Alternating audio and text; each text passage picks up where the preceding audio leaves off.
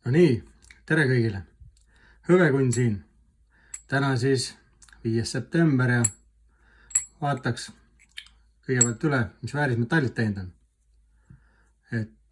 Hõbedal siis ühe untsi kohta hinnaks 35 eurot. Uskumatu, eks ole. Kas püüame selle aastaga veel selle 40 piiri kätte, seda ei tea, aga kõik suured pangad igastahes ennustavad seda.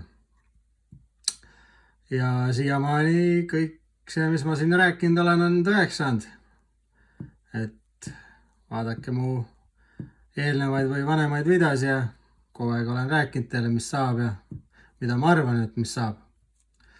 Muidugi ennustaja ma ei ole ja mingisugune finantsnõuandja ka samuti mitte, aga räägin enda kogemusest, õpetan asju, mida ise tean.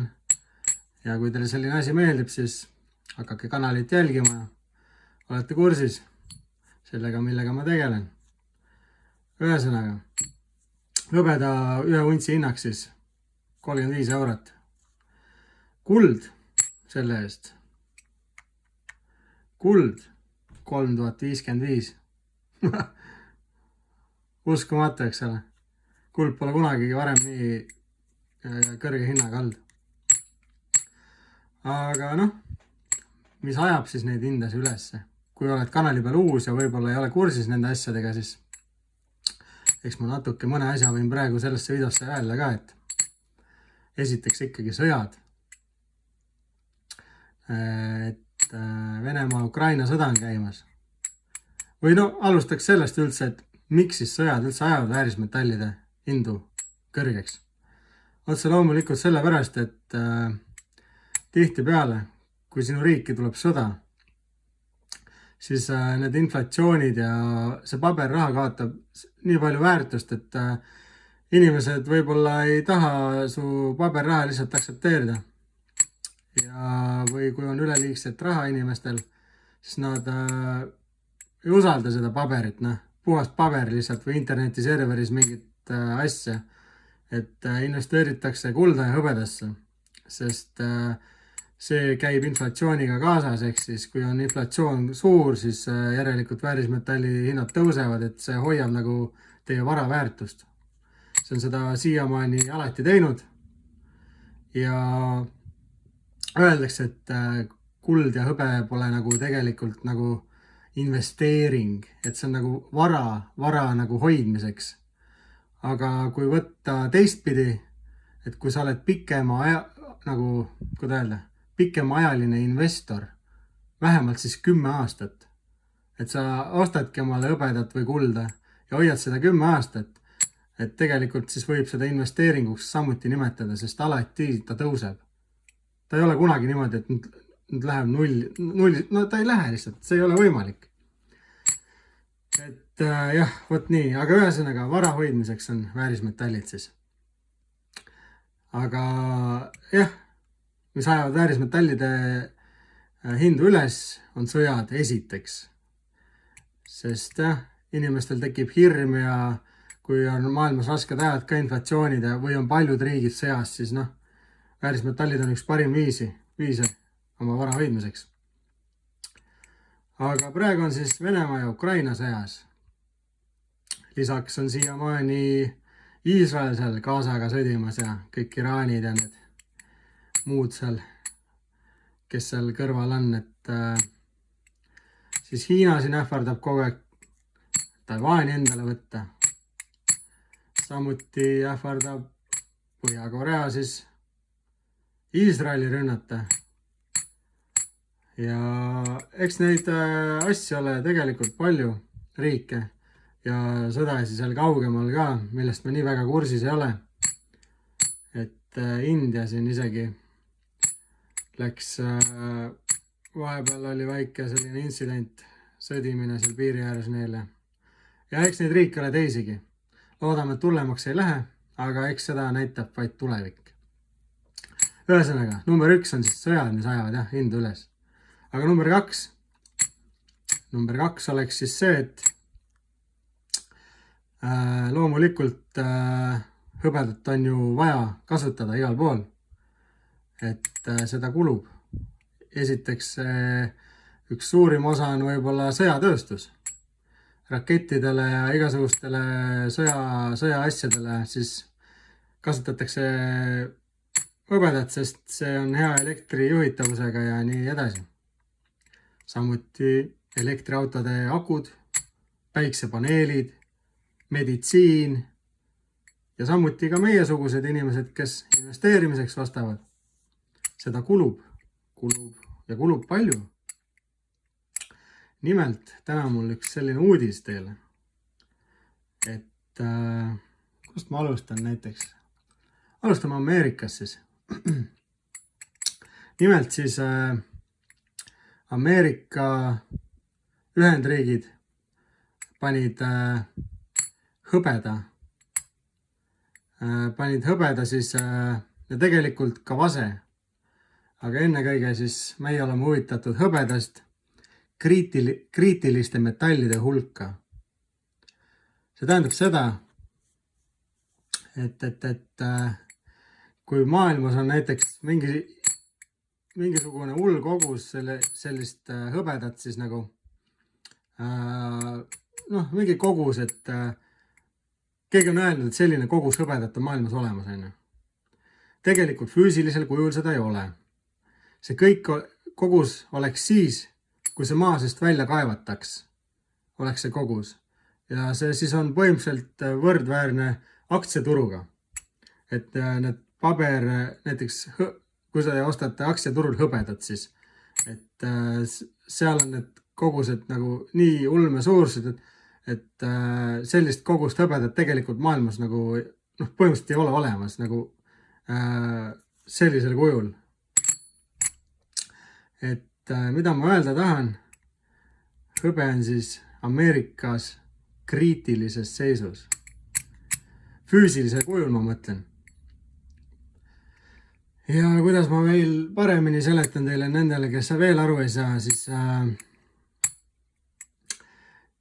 et hõbedat maa seest välja kaevata, on vaja kaevandusi, on vaja töötajaid ja tohutult investeeringuid ja masinaid. Teatud riikides on kaevandused, aga suurem osa maailma hõbeda kaevandustest tegelikult kuulubki Hiinale. Ma olen mingi aeg rääkinud täpsemalt ka, võib-olla seal olid need Mehhikod ja igasugused asjad veel, aga Hiina vaikselt on neid aastakümneid kokku ostnud. Ja samuti Venemaa kui ka Hiina on ühed maailma kõige suuremad hõbeda ostjad, kokkuostjad. Ja nüüd on juhtunud selline asi, et nagu hõbedat põhimõtteliselt oleks võimalik nagu maa seest välja võtta, aga see kõik nõuab tohutult aega ja kuna sõjad ja tehnoloogia kõik areneb ja hõbedat aina rohkem vaja, siis seda ei saa nii kiiresti välja. Iga aasta on teatud kogus, mis on võimalik välja võtta, aga siiamaani viimased paar aastat nii palju, kui on nõudlus olnud, nii palju pole jõutud välja kaevata. Ja sellest samuti tekib see hinnatõus. Ühesõnaga, mis ma nüüd arvan, kui kriitiliste metallide hulka Ameerika pani selle, siis on üsna pea oodata, et hõbe võib veelgi tõusta. Aga järgmiseks, hetkeseisul võib olla kõige suurem selline asi, miks võiksid võib-olla siis nagu kulla ja hõbeda hinnad tõusta, on see, et kuna tavaliselt suurte riikide keskpangad või siis pangad, mis kuuluvad riigile, kehval ajal siis investeerivad kulda. Siin on 1-grammine kuldpaar, kang, väikene selline. Aga ühesõnaga, investeerivad siis kulda. Miks kulda? Sellepärast, et kuld on kallim ja teda on parem mahutada. Sul ei pea olema sellised tohutud laod, et hoiustada kulda. Aga mõelge, kui te ostaksite sama raha eest hõbedat, teil on vaja tohutuid ladusi, kus seda hoiustada. Ja see on sellepärast ei olegi nagu väga keskpangad omale niimoodi hõbedat väga investeerinud või suured riigid. No ma mõtlen, Venemaa, Hiina ikka on selles mõttes, et ostavad kogu aeg kokku, et noh, sõjatööstused käivad täiega. Aga üldiselt nagu üle maailma pangad ikkagi investeerivad kulda. Aga nüüd on juhtunud selline asi, et Araabia Ühendriigid siis on siis omal üks nende keskpankadest siis investeeris 40 miljoni eest ostis hõbeda aktsiaid. Ja kes teab, siis tegelikult on võimalik internetist ostetud paberaktsiaid vahetada päris hõbeda vastu. Aga kui ta seda teeks, siis oleks ilge jama majas, sest see on üsna rets kogus. Aga ühesõnaga 40 miljoni eest ostis hõbeda aktsiaid tuleviku investeeringuteks, oli nii kirjas. Ehk siis, kui Araabia üks keskpankadest ostab 40 miljoni eest omale investeeringuks hõbedat, teate, mis see tähendab või? Mõelge nüüd, kui üle maailma riikide pangad hakkavad mõtlema, kurat, aga miks ta ostis nii suure koguse hõbedat tuleviku investeeringuteks? Mis neil mõttes on? Kas nad teavad midagi, mis meie ei tea? Mille jaoks neil on sellist kogust vaja? Mõelge, kui nüüd hakkavad igasuguste erinevate riikide pangad ostma hõbedat. Me investeerime tulevikku, et võib-olla tulevikus on hõbe nii kallis, siis meil on vähemalt suur selline ladu olemas, et kas oma riigile mingi meditsiini või sõjatööstus, kuhu iganes seda panustada. Aga kui nüüd hakkavad kõik need riigid hõbedasse investeerima, mõelge, mida see nüüd hinnaga teeb. Oi, see on rets. Ja kui arvestada, et kunagi on olnud üle $50 ühe untsi hind hõbedal. Aga tänapäeval me oleme nii kaugel sellest ajast, kui see oli, aga inflatsioon on täiesti pöördunud. See on täiesti teistsugune, mis oli tollel ajal. See tähendab seda, et tegelikult peaks olema ühe untsi hõbeda hind, üks münt siis, mis siin on.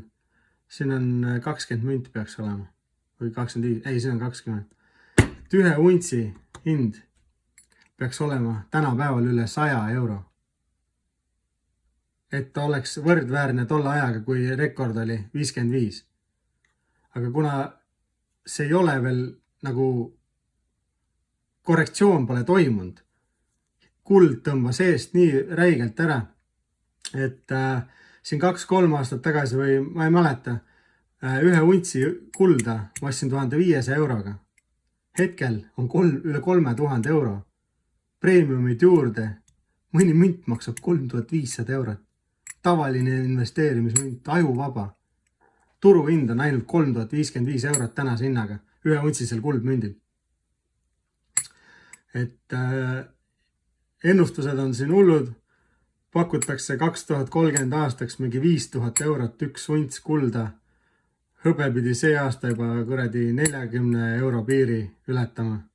Noh, ma ei tea, kas see tõsi on, eks näha. Aga noh, kui on siis, come on. Kuidas seda ei saa siis investeeringuks nimetada? Muidugi, alati on võimalus, et need asjad langevad. Aga hetkeseisus, kui kõiki neid asju arvesse võtta, siis ma ei näe mitte kuidagi võimalust, kuidas oleks võimalik, et väärismetallid hakkaks langema, kui meil on maailmas sõjad, puudujääk hõbedast. No see ei ole lihtsalt loogiline. Kõik need kulud, et saada ühte untsi hõbedat maast välja, töötajatel maksta, kõik, see on ajuvaba. See lihtsalt ei ole võimalik, see peab tõusma. Ja see ongi nii. Ja nüüd viimane artikkel, mis ma lugesin, siis keegi arvas, et hõbe peaks tõusma praegu nii palju, et 50 untsi hõbedat oleks võrdne ühe untsi kullaga. Ja kui see juhtub, sõbrad, siis see investeering, mis te praegu ainult hõbedasse iga kuu panustate, ostate nii soodsalt kui saate kõige odavamat hõbedat ja siis, kui 51-le muutub, vahetate selle hõbeda kulla vastu ja te saate sellise profiti. Sest siin hiljaaegu oli 105 untsi hõbedat, et saada 1 unts kulda. Ja mõelge, kui teil on 1000 untse hõbedat juba varutud ja see skaala läheb 51-le, see on ikka rets, mis kuradi kasu, mida sealt välja tõmbate või siis vahetate kulla vastu. No, kes teab, see teab. Ma olen oma videodes rääkinud, kuidas see skaala toimib. Vaadake vanasi videosi, vanemaid, et mul on igast infot seal. Aga video juba kisub pikaks, et selline see video täna oli ja et vot niimoodi. Subscribe ja like ja kommenteerige, mis te sellest kõigest arvate ja näeme juba järgmises videos. Olge tublid. Tšau.